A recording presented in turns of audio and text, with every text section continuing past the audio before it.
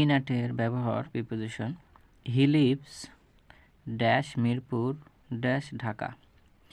হি lives সে বাস করে ড্যাশ মিরপুর ড্যাশ ঢাকা। যদি এরকম শহরের নাম এবং বিভাগীয় শহরের নাম থাকে তাহলে ছোট্ট যে শহরের নাম এর পূর্বে অবশ্যই অ্যাড ব্যবহার করতে হবে, এবং বড় যদি বিভাগীয় শহর হয় তাহলে এর পূর্বে অবশ্যই ইন ব্যবহার করতে হবে।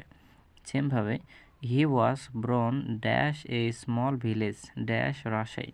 এখানে স্মল ভিলেজ হচ্ছে ছোট্ট একটা গ্রামের নাম এবং সেটা কোন বিভাগের মধ্যে? রাজশাহী বিভাগের মধ্যে। তাহলে অবশ্যই এখানে অ্যাড ব্যবহার হবে এবং এখানে ইন ব্যবহৃত হবে। I live dash Mohakhali dash Dhaka.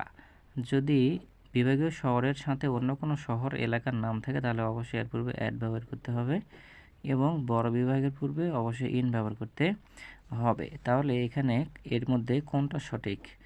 In at, within at এবং ইন, এবং হচ্ছে অ্যাট উইথ। তাহলে এখানে হচ্ছে এইটা সঠিক, অ্যাট এবং ইন। এর পরের টপিক হচ্ছে যে he went there at 7 o'clock dash the evening. তাহলে এখানে হি ওয়েন্ট দেয়ার সে গিয়েছিল 7টার সময় dash the evening.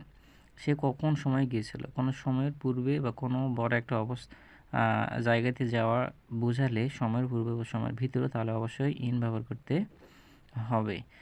We reached the airport dash the evening. তাহলে আমরা কোনো বড় স্থান বা কোনো কিছুর ভিতরে অবস্থান বা যাওয়া বোঝাতে ইন ব্যবহার করি।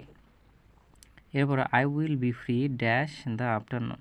তাহলে আমি অবশ্যই ব্যস্ত সময় থেকে ফ্রি একটা সময় হবে, সেটা কোন সময়ের মধ্যে? সেটা হচ্ছে যে আফটারনুন, এই সময়ের মধ্যে। তাহলে এখানে ইন ব্যবহার করতে হবে।